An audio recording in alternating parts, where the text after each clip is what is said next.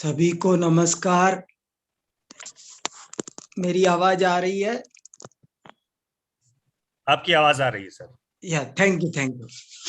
आदरणीय अध्यक्ष महोदय और सभी गणमान्य वक्तागण एवं सभी श्रोतागण, मेरा विषय है काशी के जैन आचार्य।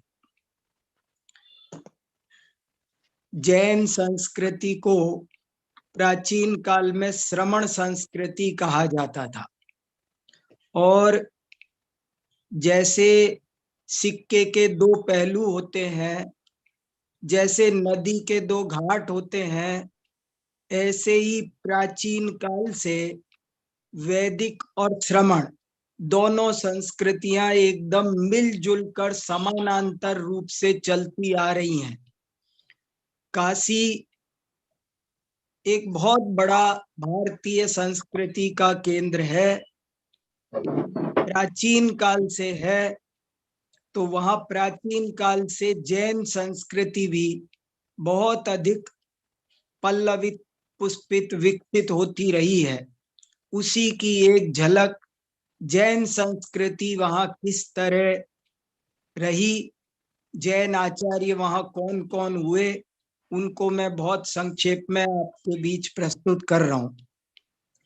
जैन संस्कृति के प्रवर्तक मुख्य रूप से 24 तीर्थंकर माने जाते हैं और आपको जानकर ये आश्चर्य होगा कि 24 तीर्थंकरों में से 4 तीर्थंकरों का जन्म बनारस में ही हुआ है, काशी में ही हुआ है। ऐसी शायद ही कोई अयोध्या के बाद दूसरी नगरी होगी कि जहां पर इतने ज्यादा तीर्थंकरों का जन्म हुआ हो। 4 तीर्थंकरों ने वहां पर जन्म लिया, बाल लीला की और वहीं पर बाद में तपस्या करके धर्म तीर्थ का प्रवर्तन किया।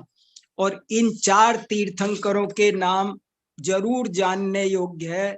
सबसे पहले एक 7वें तीर्थंकर सुपार्श्वनाथ, बनारस में जो भदैनी घाट है वहां पर इनका जन्म हुआ था। आज भी इनकी जन्मभूमि के स्थान पर वहां बहुत सुंदर जैन मंदिर, जैन तीर्थ बना हुआ है। इसके बाद में एक 8वें तीर्थंकर चंद्रप्रभ नाम से हैं। वे भी बनारस के पास ही चंद्रावती बिल्कुल लगी हुई जगह है। बनारस उस समय पूरा राज्य था, काशी राज्य, तो लगा हुआ एक चंद्रावती ग्राम है। उस ग्राम में 8वें जैन तीर्थंकर चंद्रप्रभ का जन्म हुआ। उसके बाद एक 11वें तीर्थंकर श्रेयांसनाथ है, जो सारनाथ में, वहां से 15-16 किलोमीटर दूर ही सारनाथ में उनका जन्म हुआ। उसे सिंहपुरी भी कहते हैं। उसके बाद में 23वें तीर्थंकर पार्श्वनाथ, वे बनारस के केंद्र में, हृदय स्थान में, जिसे आज भेलूपुर के नाम से हम जानते हैं, उस भेलूपुर में जैन धर्म के 24वें तीर्थंकर भगवान पार्श्वनाथ का जन्म हुआ। और वो एक बहुत क्रांतिकारी घटना इतिहास में भी दर्ज है। बाकी तीर्थंकरों की बातें तो जैन पुराणों के आधार पर सिद्ध होती है, लेकिन पार्श्वनाथ की घटना को तो इतिहास भी स्वीकार करता है, क्योंकि ये घटना आज से 2800 वर्ष, लगभग 2790 वर्ष पुरानी बात है, जब वहां भेलूपुर में पार्श्वनाथ का जन्म हुआ था। और उस समय का सारा चित्र, सारा परिदृश्य इतिहास में अंकित है कि उस समय बनारस एक बहुत बड़ा जैन केंद्र था। वहां के राजा भी जैन थे। विश्वसेन, आज से 2800 वर्ष पहले बनारस का राजा जैन था। उनका नाम था विश्वसेन, उनकी रानी का नाम था वामा देवी और उन्हीं के राजकुमार थे पार्श्वनाथ, जो बाद में बहुत बड़े जैन आचार्य होते हुए जैन तीर्थंकर बने, उन्होंने पूरे विश्व में जैन धर्म का बहुत प्रवर्तन किया, प्रचार प्रसार किया।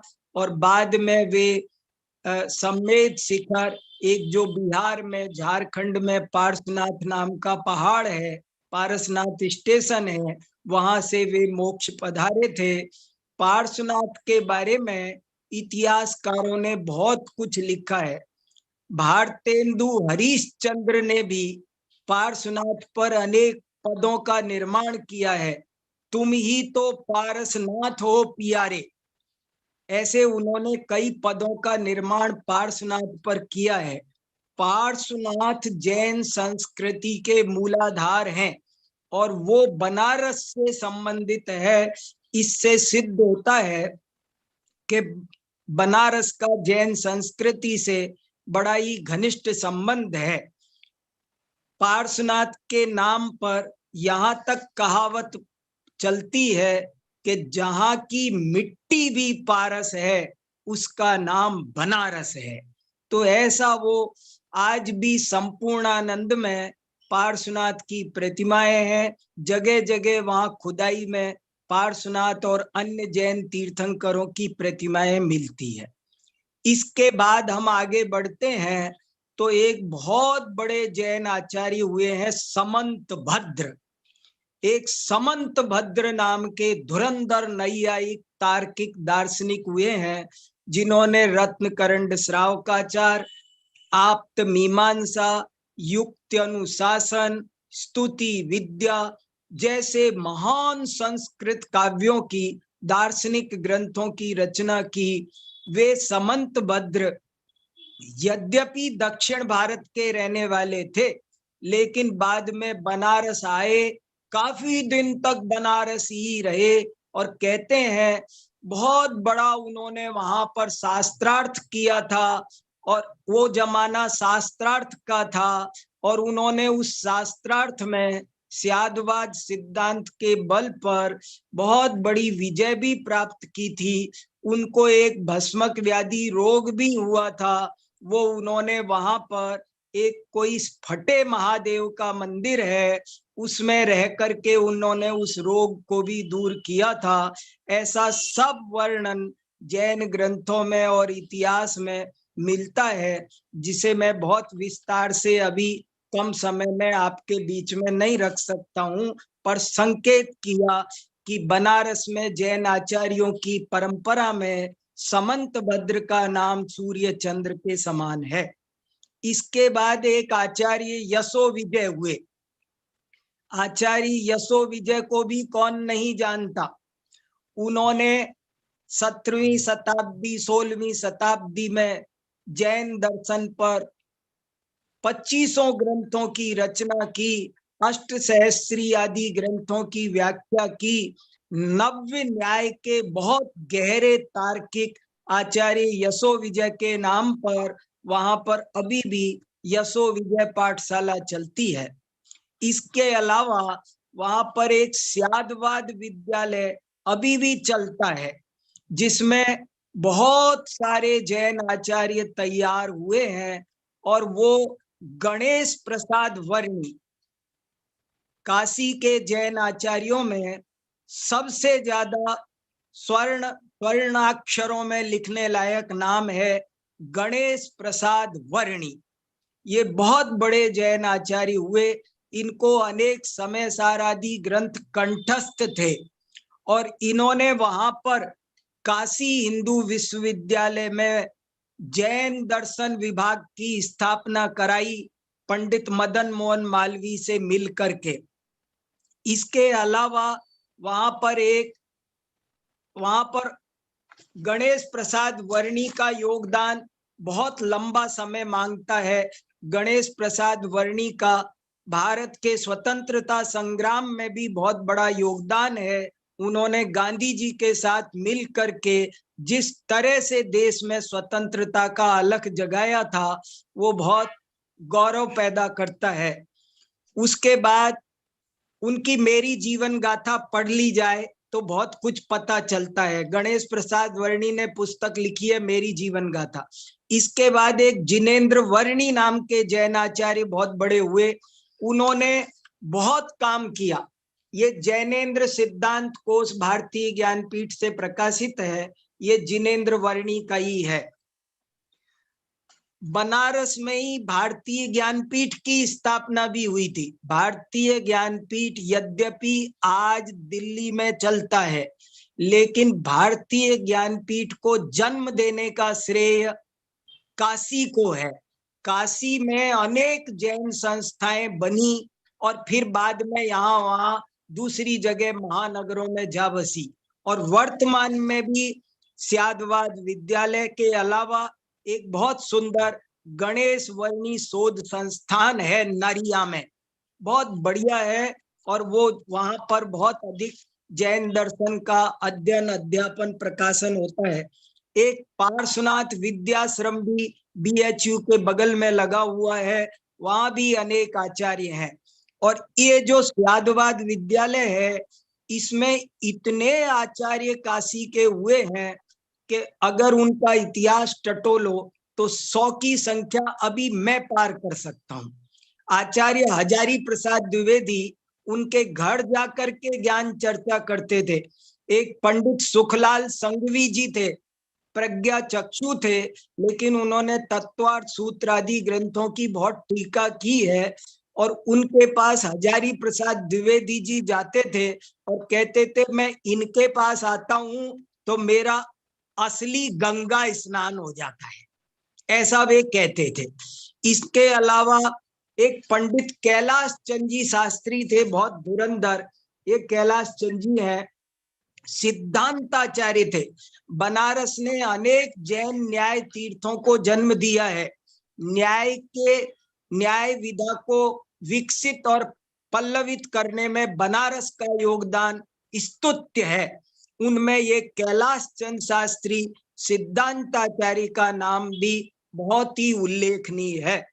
इसके बाद एक पंडित फूलचंद सिद्धांत शास्त्री हुए, जिन्होंने धवला ग्रंथ का जो 2 लाख श्लोक प्रमाण है, 2 लाख श्लोक प्रमाण 39 भागों में, उस ग्रंथ का प्राकृत संस्कृत मिश्रित उस ग्रंथ के संपादन का काम किया। ऐसे धुरंधर आचार्य पंडित फूलचंद जी शास्त्री हुए। फिर एक महेंद्र कुमार जी न्यायाचार्य, वो तो मानो भारतेंदु के अवतार थे। जैसे भारतेंदु ने छोटी उम्र में बहुत ज्यादा साहित्य लिखा, ऐसे ही महेंद्र कुमार न्यायाचार्य 48 वर्ष की अल्पायु में चले गए थे, लेकिन उन्होंने जो काम किया है, उनके काम को देखकर किसी को भी बहुत अधिक आश्चर्य हो सकता है। जैन न्याय के जिन ग्रंथों की का कोई एक पैराग्राफ नहीं लगा सकता, वैसे उन्होंने 20 ग्रंथों का अपने जीवन काल में संपादन किया। इसके बाद वहां पर एक बनारसी दास नाम के बहुत बड़े कवि, जिन्होंने हिंदी की सबसे पहली आत्मकथा लिखी, अर्धकथानक समयसार नाटक। बनारसी दास का नाम ही बनारस पर पड़ा, यद्यपि वो बनारस के पास जौनपुर के रहने वाले थे और बाद में जीवन के अंत में आगरा आ गए थे, लेकिन उनका बनारस से बहुत गहरा संबंध रहा। फिर एक वृंदावन दास बहुत बड़े जैन आचार्य हुए, उन्होंने प्रवचन सार आदि अनेक ग्रंथों की टीका लिखी और अंग्रेजों के शासनकाल में वे अंग्रेजों के कोषाध्यक्ष थे, खजांची थे और टकसाल का काम करते थे। जैसे जो काम आज रिजर्व बैंक करता है, वो काम वो आजीविका, जैन आचार्यों ने कभी भी शास्त्र रचना आजीविका के लिए नहीं की। इस तरह वहां पर ये बनारसी दास तुलसीदास से भी मिले थे और दोनों ने आपस में एक दूसरे की रचनाओं को देखकर बहुत अच्छे पद लिखे थे, जिन्हें प्रस्तुत करने का भी अभी मेरे पास समय नहीं है। लेकिन बनारस प्रारंभ से लेकर आज तक वर्तमान में भी वहां पर अनेक जैन विद्वान रहते हैं। जैन विद्या का बहुत गहरा अध्ययन होता है, जिनको राष्ट्रपति सम्मान मिला। ऐसे ऐसे वहां पर अनेक विद्वान वर्तमान में भी रहते हैं। एक आचार्य पंडित फूलचंद जी शास्त्री अभी भी है, जो संपूर्णानंद से सेवानिवृत्त हुए। एक प्रोफेसर कमलेश कुमार जी हैं।